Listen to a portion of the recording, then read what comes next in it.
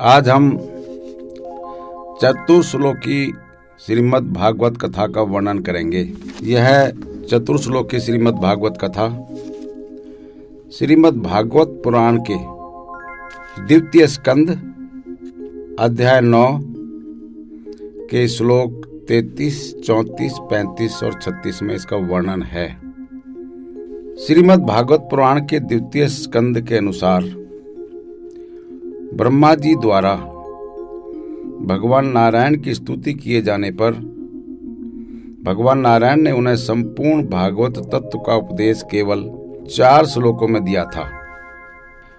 ब्रह्मा जी ने यही 4 श्लोक देव ऋषि नारद को सुनाए थे और नारद जी ने इनका विस्तार करके संपूर्ण भागवत पुराण का ज्ञान महर्षि वेदव्यास को दिया था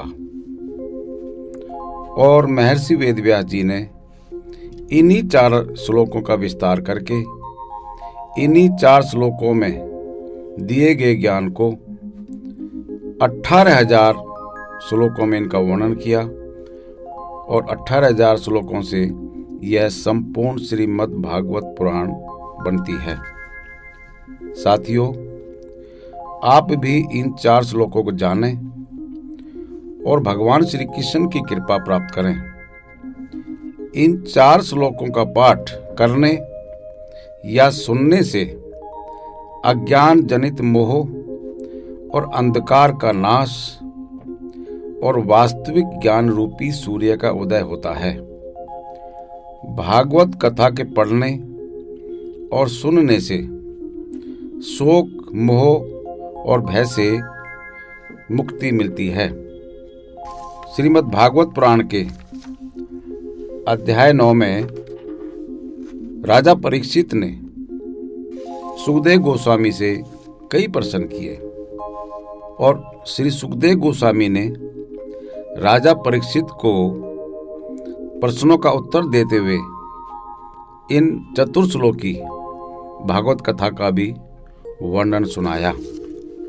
मैं यहाँ पर उसका वर्णन करता हूँ। श्री सुखदेव गोस्वामी ने कहा, हे राजन, जब तक मनुष्य भगवान की शक्ति से प्रभावित नहीं होता तब तक भौतिक शरीर के साथ शुद्ध चेतना में शुद्ध आत्मा का संबंध कोई अर्थ नहीं रखता। ऐसा संबंध स्वप्न देखने वाले द्वारा अपने ही शरीर को कार्य करते हुए देखने के समान है। मोहग्रस्त जीवात्मा भगवान की बहिरंगा शक्ति के द्वारा प्रदत्त अनेक रूप धारण करता है। जब बद्ध जीवात्मा भौतिक प्रकृति के गुणों में रम जाता है तो वह भूल से सोचने लगता है कि यह मैं हूं और यह मेरा है। जैसे ही जीवात्मा अपनी स्वाभाविक महिमा में स्थित हो जाता है और काल तथा माया से गुणातीत हो जाता है, वैसे ही वह जीवन की दोनों भ्रांत धारणाओं मैं तथा मेरा को त्याग देता है और शुद्ध आत्म स्वरूप में प्रकट होता है। हे राजन, भगवान ने ब्रह्मा जी की भक्ति योग की निष्कपट तपस्या से अत्यंत प्रसन्न होकर उनके समक्ष अपना शाश्वत दिव्य रूप प्रकट किया और बद्ध जीव की शुद्धि के लिए यही परम लक्ष्य भी है। प्रथम गुरु एवं ब्रह्मांड के सर्वश्रेष्ठ जीव होकर भी ब्रह्मा जी अपने कमल आसन के स्रोत का पता ना लगा सके और जब उन्होंने भौतिक जगत की सृष्टि करनी चाहिए तो वे यह भी ना जान पाए कि किस दिशा से यह कार्य प्रारंभ किया जाए, ना ही ऐसी सृष्टि करने के लिए कोई विधि ही ढूंढ पाए। इस प्रकार जब जल में स्थित ब्रह्मा जी सोच रहे थे तब पास ही उन्होंने परस्पर जुड़े हुए 2 शब्द 2 बार सुने। इनमें से एक 16वां और दूसरा 21वां स्पर्श अक्षर था। ये दोनों मिलकर विरक्त जीवन की निधि बन गए। जब उन्होंने वह ध्वनि सुनी तो वे ध्वनिकर्ता को चारों ओर ढूंढने का प्रयत्न करने लगे, किंतु जब वे अपने अतिरिक्त किसी को ना पा सके तो उन्होंने कमल आसन पर दृढ़तापूर्वक बैठ जाना और आदेश अनुसार तपस्या करने में ध्यान देना ही श्रेयस्कर समझा। देवताओं की गणना के अनुसार ब्रह्मा जी ने 1000 वर्षों तक तपस्या की। उन्होंने आकाश से यह दिव्य अनुगंज सुनी और इसे देवी मान लिया। इस प्रकार उन्होंने अपनी इंद्रियों तथा मन को वश में किया। उन्होंने जो तपस्या की वह जीव आत्माओं के लिए महान शिक्षा बन गई। इस प्रकार ब्रह्मा जी तपस्वियों में महानतम माने जाते हैं। श्री भगवान ने श्री ब्रह्मा की तपस्या से अत्यधिक प्रसन्न होकर उन्हें समस्त लोकों में श्रेष्ठ अपने निज धाम वैकुंठ लोक को दिखलाया। यह दिव्य लोक उन समस्त स्वरूप सिद्ध व्यक्तियों द्वारा पूजित है जो समस्त प्रकार के क्लेशों तथा सांसारिक भय से सर्वथा मुक्त है। भगवान ने श्री ब्रह्मा को अपने समक्ष देखकर उन्हें जीवों की सृष्टि करने तथा जीवों को अपनी इच्छानुसार नियंत्रित करने के लिए उपयुक्त पात्र समझा। इस प्रकार प्रसन्न होकर भगवान ने ब्रह्मा से कुछ हंसते हुए हाथ मिलाया और उन्हें इस प्रकार से संबोधित किया।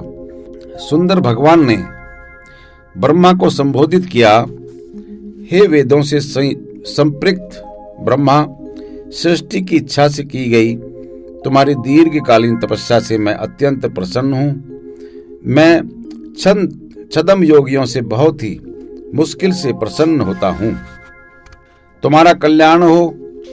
हे ब्रह्मा, तुम मुझसे जो चाहो मांग सकते हो, क्योंकि मैं समस्त वरों का देने वाला हूँ। तुम्हें ज्ञात हो कि सारी तपस्या के फलस्वरूप जो अंतिम वर प्राप्त होता है वह मेरा दर्शन है। सर्वोच्च सिद्धिमयी पटुता है मेरे धाम का साक्षात दर्शन, और यह दर्शन तुम्हें मेरे आदेश के अनुसार कठिन तपस्या के प्रति तुम्हारी विनम्र प्रवृत्ति के कारण संभव हो सका है। हे निष्पाप ब्रह्मा, तुम्हें ज्ञात हो कि जब तुम अपने कर्तव्य के प्रति मोहग्रस्त हो रहे थे तो सबसे पहले मैंने ही तुम्हें तपस्या करने का आदेश दिया था। ऐसी तपस्या ही मेरा हृदय और मेरी आत्मा है, अतः तपस्या मुझसे अभिन्न है। मैं ऐसी ही तप से इस विश्व की रचना करता हूँ, इसी शक्ति से इसका पालन करता हूँ और इसी से इसको अपने में लीन करता हूँ, अतः तप ही वास्तविक शक्ति है। श्री ब्रह्मा ने कहा, हे भगवान, आप प्रत्येक जीवात्मा के हृदय में परम नियंता के रूप में स्थित हैं, अतः आप सब प्रकार की बाधाओं से विहीन होकर अपने अंत ज्ञान द्वारा समस्त प्रयासों से अवगत हैं।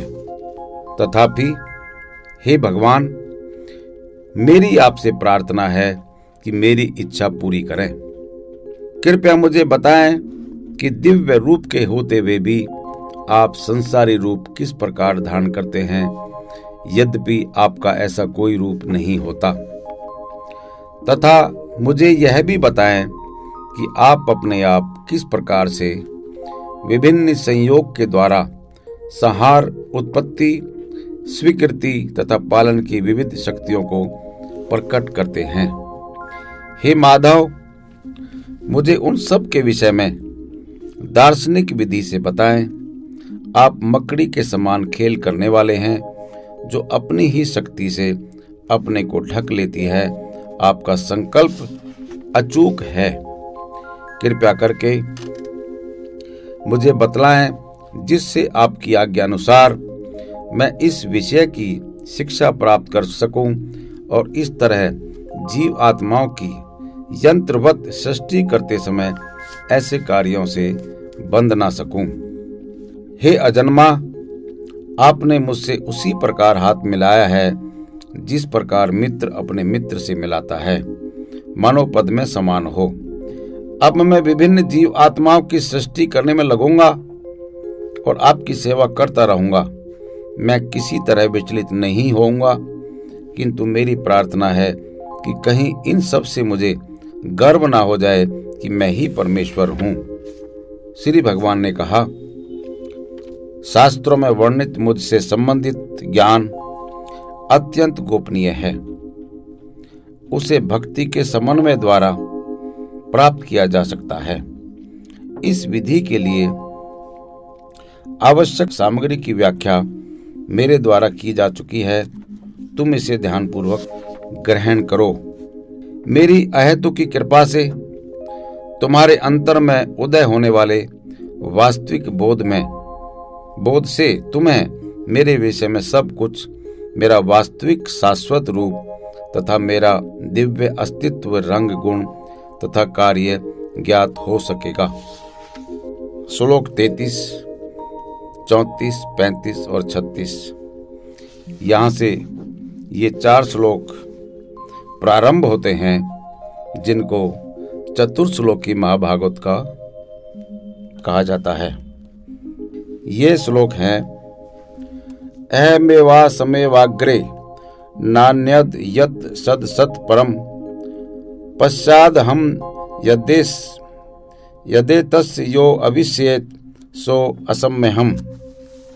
हे ब्रह्मा, वह मैं ही हूँ जो सृष्टि के पूर्व विद्यमान था, जब मेरे अतिरिक्त कुछ भी नहीं था।